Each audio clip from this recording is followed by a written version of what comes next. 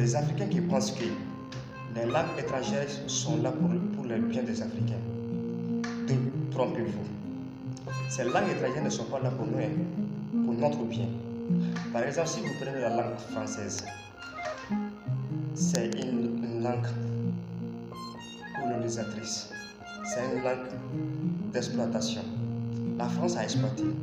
Quand la France a colonisé des États en Afrique, en ce moment, pour amener l'agriculturation, c'est-à-dire déraciner leur propre culture, c'est-à-dire les cultures africaines, pour instaurer la culture française ou la culture européenne. C'est pour cet objectif que la langue française et anglaise, et quoi d'autre, maintenant sont venus en Afrique.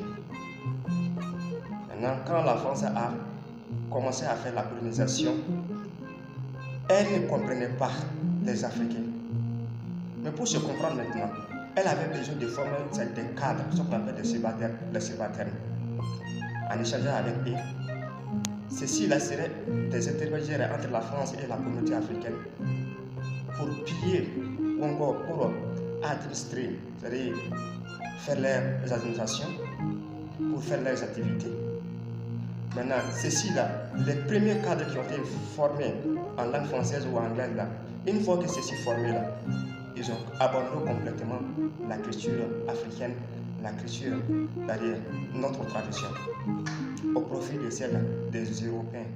Ouais, notre culture a été maintenant détériorée de cette manière. Donc, maintenant, pour faire accès à l'acculturation, ils étaient obligés maintenant d'instaurer, d'amener une école qu'on appelle l'école coloniale. Mais cette école est pour là uniquement à servir la volonté des ambitions des États capitalistes, des États colonisateurs, des États qui ont pillé les ressources minières et agricoles en Afrique. Au cours de cela, ils ont eu à construire des hôpitaux, des maternités, des rails et des écoles. Maintenant, et qui sais-je encore. Maintenant, les gens pensent que cette construction, que ce soit la construction des ponts, la construction routière, des rails, des hôpitaux, des maternités, des écoles, les gens pensent que les Français, c'est encore les Européens là, et ils étaient là pour notre bien. S'ils n'étaient pas là pour notre bien, ils se faisaient soigner là-bas. Vous voyez, maintenant c'est pour avoir des passages et pour transporter nos produits, les produits miniers, que ce soit les produits agricoles. C'était comme ça, c'était la justice principale. Maintenant qu'on a eu notre indépendance, qu'est-ce que nous devons faire? Est-ce qu'on doit laisser comme ça? Est-ce qu'on doit évoluer toujours dans cette langue étrangère? La manière la plus adaptée, la manière la plus bonne qui nous amène vers la réussite, qui nous amène vers le développement du continent africain, c'est de déraciner cette culture étrangère instaurée pendant des siècles. C'est ce qu'on appelle la langue française ou encore la langue anglaise.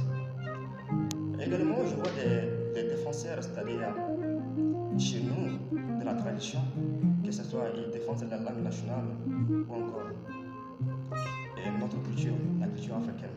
Mais ceci doit comprendre qu'on n'a pas besoin de la langue anglaise.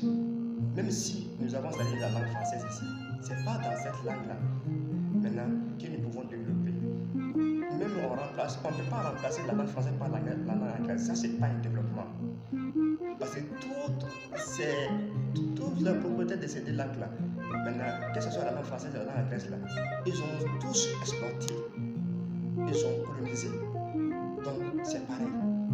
Il n'y a pas de différence entre l'anglais et le français en matière de l'acculturation africaine ou en matière d'exploitation africaine. Ça ne peut pas éveiller, ça ne peut pas développer le continent africain.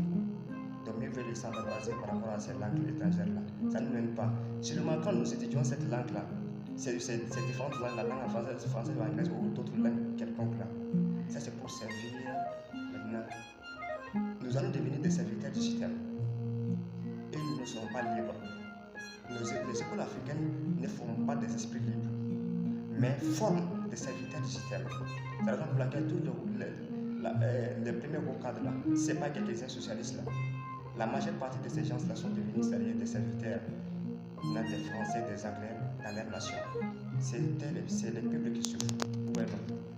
À part l'acculturation, à part l'impérialisme, à part le colonialisme, nous devons retenir aux chefs qui disent la dignité, nous devons retenir au peuple qui lutte pour la liberté, victoire éternelle pour les peuples de l'Est.